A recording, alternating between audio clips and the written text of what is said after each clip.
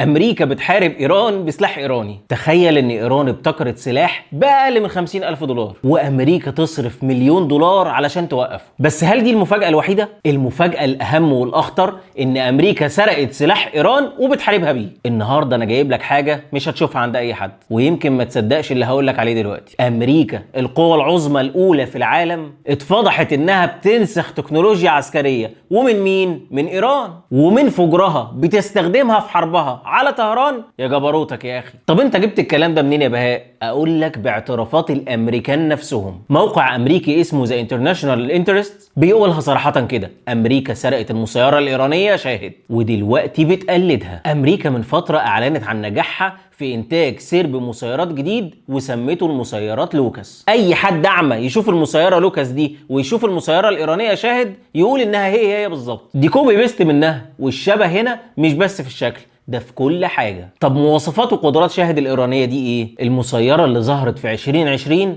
قادرة على الطيران من 6 ل 20 ساعة، والمدى بتاعها بيوصل ل 2500 كيلو متر، والرأس الحربي اللي بتشيله المسيرة دي بيوصل وزنه ل 50 كيلو جرام من المتفجرات. طب التكلفة بتاعتها كام؟ من 20 ل 50 ألف دولار. في نسخة كمان مطورة منها اسمها شاهد 136 بي، ودي تم تزويدها بدروع لتقليل البصمة الحرارية. بيعالجوا فيها مشكلة اكتشافها من أنظمة الدفاع الجوي وكمان من الرادارات، يعني في طريقها انها تكون مسيرة شبحية محدش يشوفها. طب لوكاس بقى الامريكاني دي، اقول لك ان المسيره الانتحاريه الامريكيه بيصنعها مشاة البحريه الامريكيه المارينز. المدى بتاعها المعلن اكتر من 1500 كيلو متر. وزن الراس الحربي بتاعها بيوصل لحوالي 50 كيلو جرام برضو من المتفجرات، وسعرها حوالي 35 الف دولار. يعني الاتنين مسيرات انتحاريه وبنفس المواصفات تقريبا، وباعترافات الامريكان نفسهم انهم سرقوها. وفي يوليو 2025 وزير الحرب الامريكي كان بيتفقد خطوط انتاج المسيره الانتحاريه الامريكيه لوكاس، وهنا بيتم الاعلان رسميا عن الاف المسيرات اللي دخلت الخدمه. في تقرير لشبكه CNN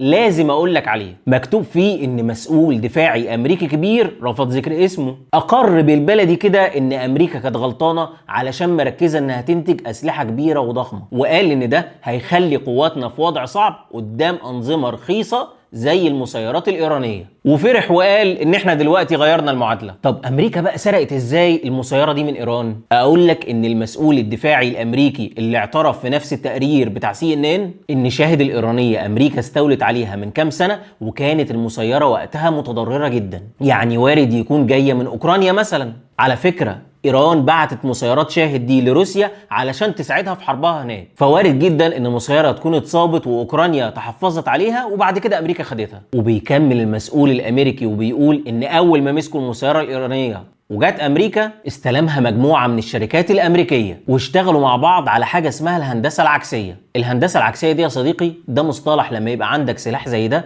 فتفككه ل 100 حته وتاخد ابعاد كل جزء فيه وتعمل منه نسخه طبق الاصل، وبعد كده تجمع كل الاجزاء اللي انت عملتها دي تاني كده، مبروك انت معاك كده نسخه من السلاح. طب امريكا بقى استخدمتها امتى في حربها على ايران؟ موقع ذا وور زون الامريكي بيكشف ان امريكا بعتت المسيرات دي في ديسمبر اللي فات، يعني قبل حوالي 3 شهور من العمليه العسكريه ضد ايران. واللي بيشغل المسيرات دي ومسؤول عنها فريق اسمه سكوربيون سترايك، قوات ضربة العقرب. تيم هوكنز المتحدث باسم القيادة المركزية الأمريكية قال لموقع ذا وور زون إن سعر المسيرة لوكاس أقل كتير جدا من أي سعر سلاح تاني، دي ب 35 ألف دولار بس. ولما سألوه عن عدد المسيرات اللي تم إرسالها للشرق الأوسط رفض التصريحات. طيب ايه بقى اللي مخلي المسيره دي فعاله قوي كده؟ اقول لك، انت عارف تكلفه الصاروخ الواحد اللي بيتصدى للمسيره دي ثمنه كام؟ مليون دولار. يعني ايران ابتكرت سلاح باقل من 50,000 دولار وامريكا تصرف مليون علشان بس توقفه. ده يا صديقي اسمه استنزاف للموارد، وده اللي خلى امريكا تسرق المسيره دي وتعمل منها نسخه طبق الاصل وبعدها تبعتها لحرب ايران. امريكا اللي بتقول للعالم احنا اللي بنبتكر والباقي بيقلد، دلوقتي هي اللي بتقلد ايران. سلاح واحد رخيص وبسيط قادر انه يغير معادلات الحروب، وده بيأكد ان القوه الحقيقيه ما هياش في الاغلى ولا الاضخم، في المستقبل البقاء للاذكى والارخص. تفتكر المواجهات العسكريه هتنتهي على ايه؟ ومين اللي هينتصر، شاهد ولا لوكاس؟